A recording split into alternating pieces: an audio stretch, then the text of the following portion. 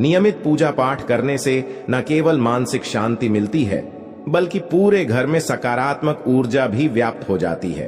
परंतु यह बात भी सच है कि पूजा पाठ करने के कुछ नियम भी होते हैं, जिन्हें यदि हम नजरअंदाज कर देते हैं तो हमें हमारी पूजा का पूरी तरह से फल प्राप्त नहीं होता। पूजा करने के नियम प्राचीन काल से ही चले आ रहे हैं, जो कि एक ठोस धरातल पर आध्यात्मिक और वैज्ञानिक दोनों ही दृष्टिकोण से ध्यान में रखकर बनाए गए हैं। इसलिए हमें इन नियमों को बिल्कुल भी अनदेखा नहीं करना चाहिए।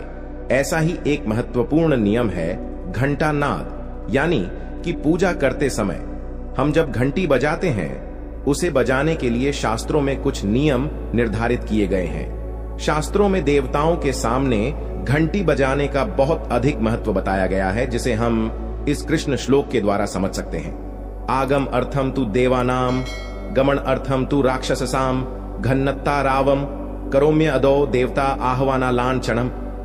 इसका अर्थ है कि घंटी बजाने से देवताओं का आगमन और राक्षसों का गुमान होता है, और जो घंटियां राक्षसों से हमारी रक्षा करती है उसे हमारा नमन है। तो चलिए दोस्तों, जान लेते हैं कि पूजा करते समय जब हम घंटी बजाते हैं तो उसके पीछे क्या कारण है, घंटी को बजाने के क्या नियम है, और पूजा के वक्त घंटी बजाते समय होने वाली गलतियां कौन सी है जो हमें भूलकर भी नहीं करनी चाहिए। दोस्तों, क्या आपने कभी अपने घर के मंदिर में रखी हुई घंटी को ध्यान से देखा है? अगर आप ध्यान से देखेंगे तो आपको घंटी के ऊपरी हिस्से पर, यानी जहां से हम इसे पकड़ते हैं, उस पर गरुड़ बना हुआ दिखाई देता है।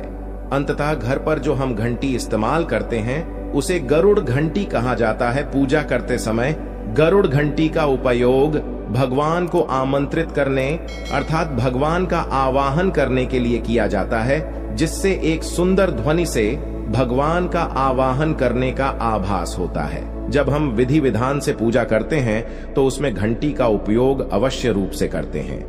पूजा संपन्न होने पर आरती करते समय विशेष रूप से घंटा नाद होना चाहिए, नहीं तो हमारी पूजा आदि अधूरी मानी जाती है। परंतु हम में से अधिकांश लोग इसे मात्र एक सामान्य प्रक्रिया मानते हैं और पूजा करते समय घंटी बजाना भूल जाते हैं। तो आइए जानते हैं उन नियमों के बारे में। मतलब आज की वीडियो पूरी तरह से आपके प्रश्नों पर आधारित है, जिनका उत्तर मैं आपको शास्त्रों के अनुसार देने का पूरा प्रयास करूंगा। तो वीडियो को पूरा जरूर देखें, और अगर आपको आज की वीडियो अच्छी लगे तो इसे लाइक जरूर कीजिए। जय मां लक्ष्मी आपके इस वीडियो को जो भी लाइक और चैनल को सब्सक्राइब करें, उसके जीवन में कभी भी धन की कमी न होने देना। दोस्तों, हमारे प्राचीन शास्त्र की मान्यता है कि सृष्टि के निर्माण के समय सबसे पहले जो बड़ी सी ध्वनि निकली थी वह घंटी की आवाज के समान सुनाई दी थी। घंटी की ध्वनि में ओमकार नाथ का भी आभास होता है, इसलिए घंटी को ईश्वर की आवाज मानते हुए पूजा में स्थान मिला है। इसलिए घंटी का कभी भी अपमान न करें, और जिस तरह से देवी देवताओं की पूजा की जाती है वैसे ही घंटे की भी पूजा करनी चाहिए। दूसरी बात, घंटी को प्रणाम करके ही उसे बजाना चाहिए। बिना प्रणाम किए घंटी बजाना अच्छा नहीं माना जाता। दोस्तों, आपने अक्सर यह महसूस किया होगा कि पूजा करते समय जैसे ही घंटी बजाई जाती है तो पूरे घर के साथ साथ संपूर्ण वातावरण शुद्ध और पवित्र सा हो जाता है और चारों ओर सकारात्मकता फैल जाती है। लेकिन यदि हम नियमों को नजरअंदाज कर देते हैं तो हमें इसका संपूर्ण फल नहीं मिल पाता है।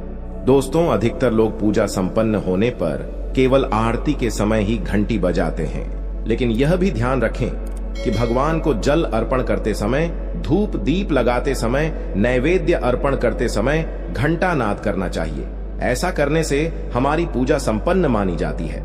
दोस्तों, घंटी बजाते समय भगवान का नाम अथवा आरती अवश्य बोलनी चाहिए। 1 या 2 मिनट ही क्यों ना हो, परंतु प्रतिदिन सुबह शाम घर में घंटी अवश्य बजानी चाहिए। यदि आपको अपने घर में या अपने आप में नकारात्मकता महसूस हो तो आप थोड़ी देर के लिए भगवान के सामने घंटी अवश्य बजाए, सारी नकारात्मकता नष्ट हो जाएगी। दोस्तों, पूजा घर में शनि महाराज एकांत विरह, उदासीनता और वैराग्य के देवता माने जाते हैं, जबकि गृहस्थी को चलाने के लिए राग प्रेम एवं भौतिक चीजों की जरूरत होती है। इसलिए शनि महाराज की मूर्ति को घर में नहीं लाना चाहिए। दोस्तों, सबसे पहले बात, दीपक और धूपदान की भारत की परंपरा मिट्टी से जुड़ी हुई है, इसीलिए मंदिर में पारंपरिक मिट्टी का दीपक अवश्य होना चाहिए। अगर आप मिट्टी का दीपक नहीं रख सकते हैं तो धातु के दीपक का उपयोग करें। अगर भगवान में आपकी आस्था ज्यादा हो तो आप उपला रखकर गुड़ और घी का धूप भी दे सकते हैं। ऐसा करने से घर में सुख शांति बनी रहती है। दूसरी चीज, घर के मंदिर में स्वस्तिक अवश्य होना चाहिए। या तो आप इसे रोली से बना लें, क्योंकि स्वस्तिक आपके घर की शक्ति, सौभाग्य, समृद्धि और शुभता का प्रतीक माना जाता है। यही मुख्य कारण है कि कोई भी शुभ कार्य करने से पहले स्वस्तिक का चिन्ह अवश्य बनाया जाता है। तीसरी चीज है कलश। भगवान श्री कृष्ण कहते हैं कलश सुख और समृद्धि का प्रतीक है। अपने मंदिर में रोली कुमकुम से स्वस्तिक बनाकर उस पर मंगल कलश अवश्य रखें। ऐसा करने से घर में सदैव समृद्धि बनी रहती है और ऐश्वर्य की प्राप्ति होती है। चौथी चीज, बहुत ही कम लोग जानते हैं कि शंख की उत्पत्ति समुद्र से निकले 14 रत्नों के साथ हुई थी। इसी कारण से शंख मां लक्ष्मी को अत्यंत प्रिय है। शंख की ध्वनि से सकारात्मक ऊर्जा का भी संचार होता है, इसीलिए मंदिर में शंख अवश्य होना चाहिए। शंख के घर में उपस्थिति से मां लक्ष्मी भी प्रसन्न होती है और उस घर में कभी भी धन की कमी महसूस नहीं होती। पांचवी चीज, मंदिर में आपने घंटी अवश्य देखी होगी, क्योंकि घंटी को शुभ माना जाता है। इसीलिए जब जब घर के मंदिर में घंटी की आवाज होती है, वहां का वातावरण शुद्ध और पवित्र बनता है।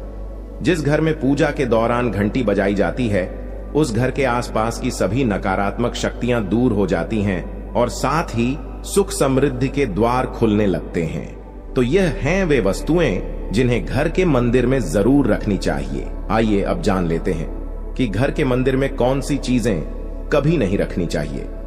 सबसे पहली चीज, गणेश जी की मूर्ति। घर में कभी भी गणेश जी की मूर्ति 3 अथवा 5 ऐसी विषम संख्या में ना रखें।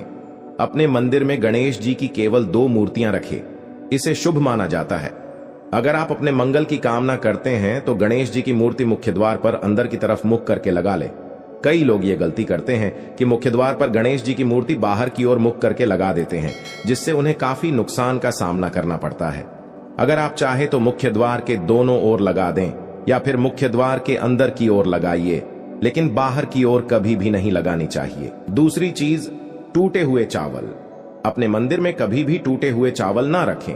इसके साथ ही पुराने चढ़ाए हुए चावल अधिक समय तक ना रखें। यह नकारात्मक ऊर्जा फैलाते हैं। यह बात भी ध्यान रहे कि आप मंदिर में रखने वाले चावलों का इस्तेमाल हल्दी में भिगोकर ही करें, इससे अधिक शुभ परिणाम मिलेंगे। 3 पूर्वजों की तस्वीरें। इसके साथ ही अगर आपके घर के मंदिर में पूर्वजों की तस्वीरें रखी हुई हैं तो उन्हें तत्काल बाहर निकाल दें। ये आपके परिवार के लिए काफी अशुभ है। धर्म ग्रंथों के अनुसार पूर्वज पूजनीय है, लेकिन वह देवताओं के बराबर नहीं है। इसलिए अपने पूजा घर में कभी भी मृत परिजनों की तस्वीरें ना रखें। ये आपके लिए अशुभ संकेत है। इसके परिणाम भी काफी घातक हो सकते हैं और मंदिर का वातावरण भी नकारात्मक हो सकता है। इसके अलावा अगर आप किसी साधु संत को मानते हैं तो उनकी तस्वीर भी घर की किसी दीवार पर लगाएं। उसे पूजा घर में भूल से भी ना रखें। ये घर के वातावरण को नकारात्मक बनाता है। इसके साथ ही महाकाली, काल भैरव की मूर्तियां भी पूजा घर में नहीं रखनी चाहिए।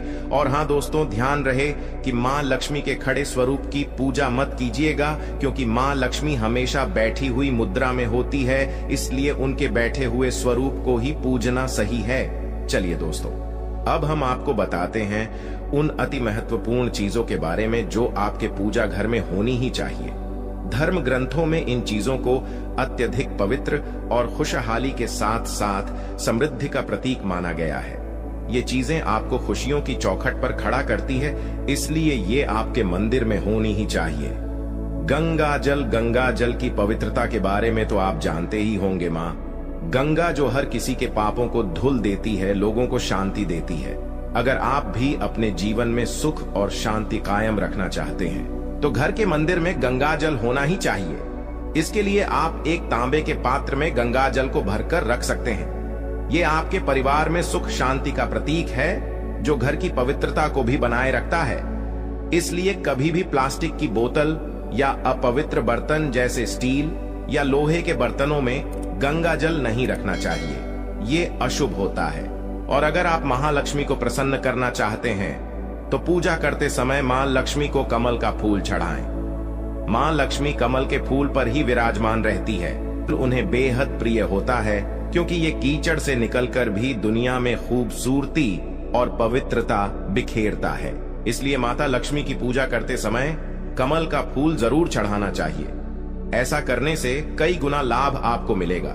दोस्तों, इस दिवाली ध्यान रहे कि आप दीपक से दीपक ना जलाइए। शास्त्रों के अनुसार जो व्यक्ति दीपक से दीपक जलाता है वो रोगी होता है।